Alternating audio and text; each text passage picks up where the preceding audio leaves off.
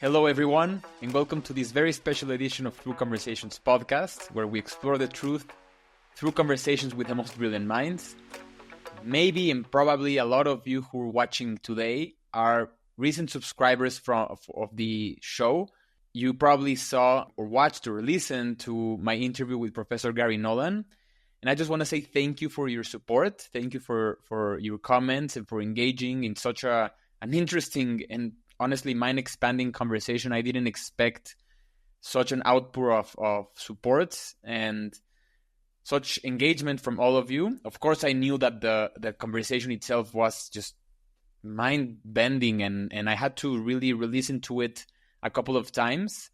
And that day when I interviewed Professor Nolan, I was just like out of the equation, in real life, because of so many insights that he shared with me and with all of you. And I just want to say thank you. I hope you stay and you're part of this journey in the future. This is actually the number 101 episode of the show. It's a commemoration and a reflection of the past 100 episodes that I've done and I've hosted. And some of the world's most brilliant minds have joined me, including Professor Garry Nolan. The recent, part of the conversation with Professor Nolan was Neil deGrasse Tyson, Professor Avi Loeb, who also joined me, so many others, Noam Chomsky, presidential candidate Marianne Williamson, so many others, David Boss, evolutionary psychologist, Ana Lorena Fábrega, Paulina Pompliano, so many across so many trains of thought, so many industries and so many philosophies. And really, the truth in itself doesn't pertain to just one category. I've always wanted to host so many people from across all the spectrum: politics, technology, philosophy, science, spirituality, because I believe that through conversations, the name of the show, we can explore the truth. And if it's with the most brilliant minds, with the people who are in the forefront of this quest of finding out who we are, what are we, why are we here, what's the nature of the universe, all of these big questions, I truly believe we have a chance to make our existence better, not only for us, but for all of human beings. And that's the introduction of the podcast. If you're a newcomer, the whole goal is to explore the truth. And I cannot wait for the next 100 episodes, the next guests. I would love to hear your recommendations as well for some of the guests as you would like to see on the show. But really, this episode is a special one for me. It's the reflection on something I've never thought possible. When I started this journey, recording 100 episodes, I began at around 2019, 2018 with the sole goal of having, I was rejected from so many US college campuses, so many applications that I did when I graduated from high school. First, they thought I wasn't good enough. And I saw how the world started to change and the accessibility we could have to the brilliant minds, not only in terms of a classroom, but just a genuine and a sincere interest in their ideas. And so I told the Ivy schools, I sort of gave them the finger and tell them, you can't hold my interest to understanding the universe and to understanding why am I here, and to have a chat, a conversation with the world's most brilliant minds. And of course, all of them are not in the Ivy League schools or US college campuses, but that's how it emerged. I was rejected from many schools. Some of them I got accepted, thankfully. I didn't go to them. But that notion of being able to have those conversations without someone saying no, that's what really made this podcast emerge and happen. And so it started with just one conversation with Niall Ferguson, a brilliant historian and one of the most brilliant people I've had the pleasure of having a conversation with. Then I hosted Douglas Rushkoff. I would love to host him again on the show soon. We've been in contact. And then on, it just started in itself. The ball kept rolling. And I've learned so much during these past, I think, 4 years, that it's just undescribable, because the depth of the perspectives that I've garnered and the depth of the engagement with all of you, it's really heartening to see that not only the world's most brilliant minds are interested in having meaningful and in-depth and sincere conversations about the reality we inhabit and about ourselves, but also the people out there, all of you who are subscribed and who are watching this video, perhaps you haven't really subscribed yet to the show, that all of you are out there seeking this same interest, this interest of building a bridge through conversations, building a bridge through dialogue. And that gets me to my most recent episode with Professor Garry Nolan. When I reached out to him, the main concern, both of us agreed that since he has done so many interviews in the past, we didn't want it to be so repetitive. And I assured him that none of my interviews, at least for me, and of course I'm biased, but a lot of comments out there have suggested that are repetitive. We touch on my own sincere interests, not the talking points that perhaps, some book authors or publishers decide that they want to touch on. I ask them my own questions without any bias. Of course, I sometimes see their previous conversations just to see how they think or where might there have been a loophole in the train of thought. For example, where they cut off in the interview, were they interrupted? Was there some hidden gem, a diamond there that wasn't really touched upon? Maybe they went on a tangent.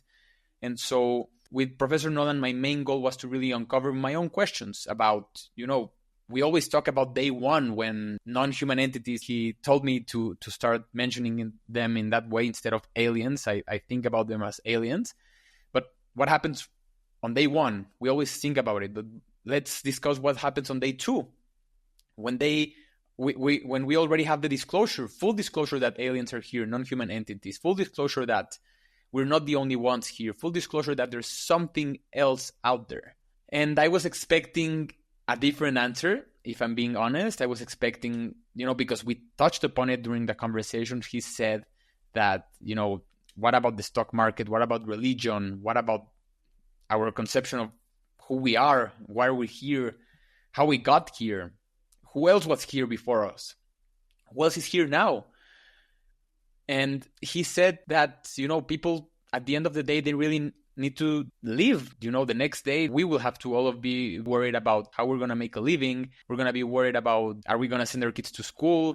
Do we have groceries? Did we pay our bills? Did we take the dog to the veterinary? Are we okay? Is our health okay? Do I have a love life? Do I have friendships? And he said that most of us won't really care.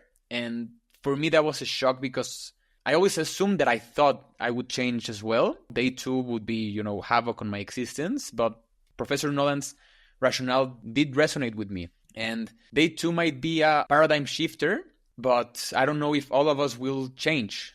And that's, I don't know if optimistic to say or disheartening, at least for me. Like he said during the interview, people who want to reach out their true potential and to understand the true nature of the universe, of why we're here, we're going to try to lean into that. That was one of the biggest insights. But of course, the elephant in the room during this episode is what happened with Professor Nolan's take on Neil deGrasse Tyson. As you saw during that interview, Professor Nolan has a lot to say when it comes to Neil deGrasse Tyson. I didn't expect, if I'm being genuinely honest, I didn't expect that kind of passion and that kind of a perspective when it comes to him. Mainly because when I refer to Neil deGrasse Tyson, I refer to him in the context that I've hosted, in the topic of UFOs, aliens, UAPs, non-human entities, all of those themes, the universe, astronomy, astrophysics, all of those sides of the equation of the truth of the podcast. I mention them because it's the only two guests that I've hosted in terms of that topic. And of course, Professor Loeb works with Nolan in the Soul Foundation, but Neil deGrasse Tyson doesn't work with Professor Nolan. And I was kind of taken away by his thoughts. When that situation happened in our conversation, I kind of lost my train of thought because I knew that this in itself, I think we could host a complete episode 2 on Professor Nolan's perspective on how Neil deGrasse Tyson does science and how he communicates with people. But I had to make a choice and focus mostly on, firstly, if I would have chosen to speak with Professor Nolan about Neil deGrasse Tyson, I would have rather given the chance to both of them to have a shared platform, hopefully mine, but I've seen a lot of your comments suggesting Joe Rogan. So Joe Rogan, if you're watching, Joe, please do feel free to host them without me. This is about more important stuff than myself. But it was a bit confusing for me because I hosted Dr. Neil deGrasse Tyson, and I do admire some of his ideas. I did remember while I was talking with Professor Nolan that some of the themes that I discussed with Neil were, regarding aliens. He was a bit sarcastic in times. He was putting some humor, and some people may have taken it as, patronizing, condescending. And I don't think that notion really sunk up until I heard Professor Nolan say it, because I've seen Neil deGrasse Tyson speak for a long time now, and I thought that was the way he communicated. But now, in the perspective of Professor Nolan, now it comes in a different light. Like, if he's humiliating people, if he's coming out as a bully, if all of those themes, at least from Professor Nolan's perspective, are true in a way, then I can see also the whole community that wants disclosure and wants the truth to be revealed, how they could see Neil deGrasse Tyson's take on all the whole situation. But I decided that I have to keep, trying to pursue my own interests as well, not only just, the what was really fiery. I wanted to speak about this, the day two. I wanted to speak about, if non-human entities are really us in the future, all of those ideas. I also expressed to Professor Nolan that I would love to host both of them for a dialogue, so we could have that open discussion together. And as of now, Professor Nolan has said no, as all of you have seen already. But I'm hopeful that if I do things right and I set the scenario in a heartening, productive manner, maybe I can get both of them to come and join us and have this open discussion. It might get emotional, it might get passionate, we might go ad hominem in some aspects of it. We will try to steer back into, rationale and good arguments. But I think that's the spirit of Through Conversations podcast. It's about a truth. Truth in itself is uncomfortable most of the times. I think all of the times. And if we shy away from it, then what else do we have? So I think a conversation between the two of them, because they see, from what I've heard from both of them, through my own perspective and my own interviews with them, they have a different perspectives on what's out there. So to wrap that idea with Professor Nolan, I just want to say thank you for joining. And of course, the interview could have gone 1,000 ways differently. I've also read some of your comments. One of those specifically said that I didn't handle Professor Nolan's perspective on Neil deGrasse Tyson the right way. I think that was at the end of the episode, probably like the third quarters of it.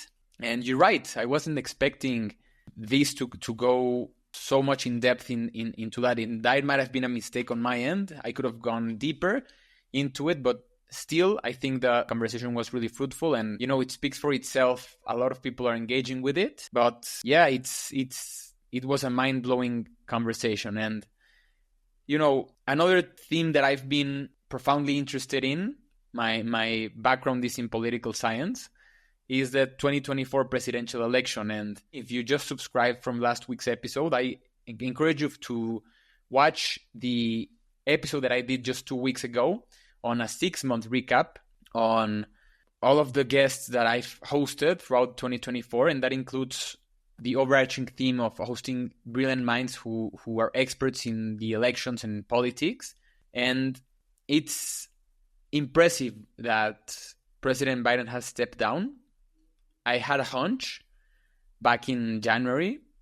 I had a hunch that his age would truly charge, would be costly, and it has already happened. He's dropping out of the re-election bid. And that in itself, I think that's an insight that I want to share with all of you. Sometimes you just have to listen to your own gut, to your insights, because sometimes we underestimate our own perspective on things. Of course, that doesn't mean all of what we think is true, but I sincerely believe that he would drop out. And I wasn't very emphatic about it, as maybe I could have been. And I just want to say that, reality is shifting. a lot. Like in the past month or so, we've seen headline after headline. Of course, President Trump got shot, and then President Biden stepped down. There's so many headlines that I can think of that have happened that just suggest that reality is shifting in ways we cannot comprehend. And the best way that we can put our best foot forward is, again, add this as an advertisement to my show, is through conversations. Not only with the most brilliant minds, but with each other.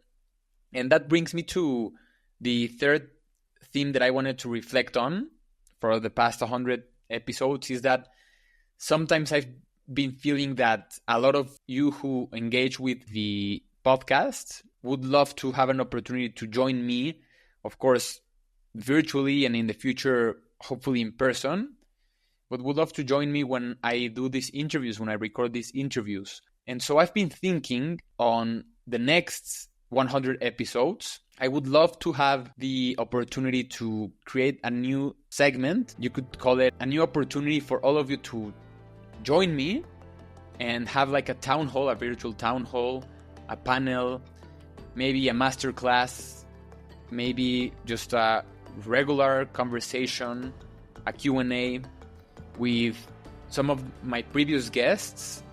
I know a couple of them. Some of them have already, I've reached out to them and have expressed interest. They've said that they would love to have that opportunity.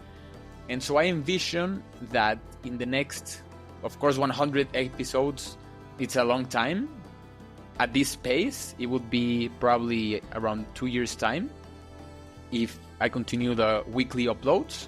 But I do envision within this year to have at least the first pilot episode having a virtual town hall. You know, not only me asking the questions, but having the really the honor and the opportunity to host alongside all of you, because I think that nowadays podcasting has become a one-side production. You know, I just publish it and then all of you just watch. I would love to give you all the opportunity to ask your own questions, not only in the comment section, but real time. And so with that in mind, I see a lot of change happening in the podcast in the next 100 episodes. My favorite episodes, a lot of people have asked me, I have it here on my notes, what are some of my favorite episodes that I've recorded so far? And I have to say that Professor Nolan, the last week's was top 5. I truly enjoyed it. I'm going to say more than 5 right now because there's so many of them. I've hosted 3 times Professor John Vervaeke. I'm hoping for a 4th time this year because every single interview that I've had with him has bended my reality. You know, we've discussed AI and how it'll change the conception of who we are. We've discussed the meaning crisis that I see very, very, you know, in clear sight when it comes to my generation, Generation Z and millennials as well. That's a topic that I discuss in my upcoming book. More info on that later on. I've hosted Professor Chomsky also for 3 times, and I had a scare. I think it was 2 months ago or something like that, where there were rumors that he already passed away, and I was shocked. I was very sad because the first time he gave me the opportunity to speak with him, we spoke for around, I think, half an hour. Then the second time we spoke for 45 minutes, and then the last time we spoke for an hour, and I believe I could have gone for 2 or 3 hours, but our time, you know, was cut short given other commitments. And we might differ in some topics, Professor Chomsky and I, but of course he's a giant, and his ideas have changed reality as we think it, not only in terms of language, but also, you know, reality and so many themes that he's so articulate. And I hope that when I turn 90 or more, I can also have his own strength to have conversations with people like me who are just beginning, you could say, in their career. And, you know, I loved my conversation with Ana Lorena Fábrega on her book, The Learning Game. Such a great book. I think it's not only just about the education, it's more about how should we think about who we are in this reality. Are we just, you know, conforming with how our time here unfolds, in terms of education, but also in terms of how we engage with realities. It's just, where's our sense of agency? And I think that's the biggest takeaway I had from reading and hosting Ana Lorena Fábrega. I also hosted Paulina Pompliano, such a brilliant mind and so engaging. I've hosted so many brilliant minds. Professor David Boss, evolutionary psychologist. I've hosted, wow, the list is just so extensive. Professor Anna Lemke from Stanford, with the book Dopamination. Douglas Rushkoff, as I told you before. Neil Ferguson, of course, Avi Loeb, Neil deGrasse Tyson, but so many brilliant minds. And just this year, the interviews have really exploded. Carissa Beliz, wow, so many. Isaac Soul, who we had a partnership, with Tangle News. But it's really breathtaking because I thought that by not going into a, you could say, quote unquote, prestigious college, I thought that I would lose on my own potential and my own curiosity. But if I had one advice for all of you right now watching, as I wrap up this reflection on the 100 episodes of Through Conversations podcast, is that learn to listen to yourself. Truly. And especially now.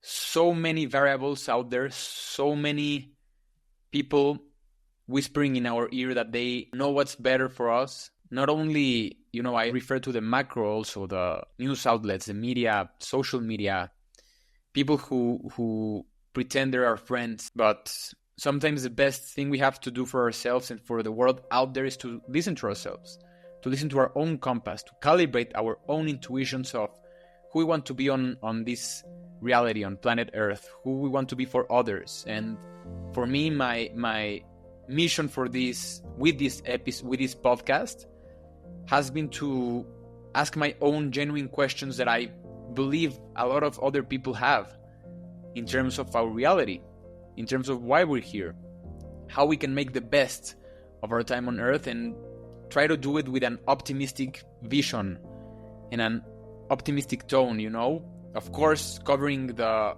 scary themes such as, will AI replace all of us? What happens if a UFO encounter becomes an invasion? Or will we have a civil war in the United States?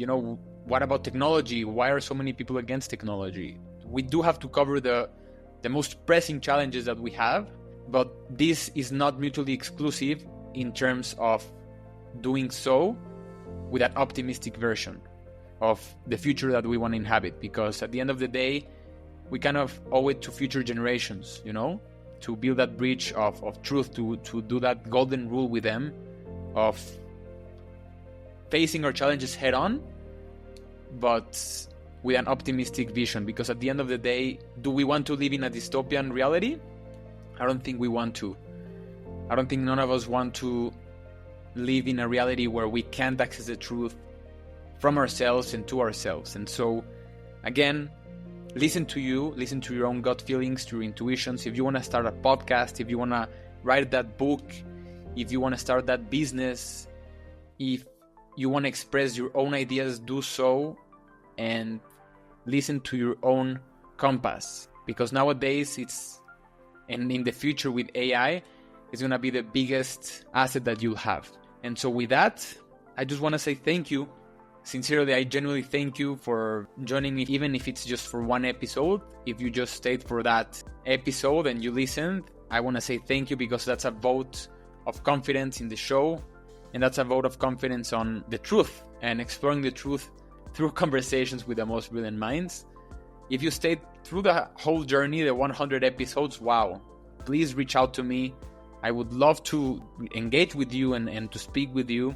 And if you've heard 1, 2, 3, or 5, 10 episodes, again, thank you.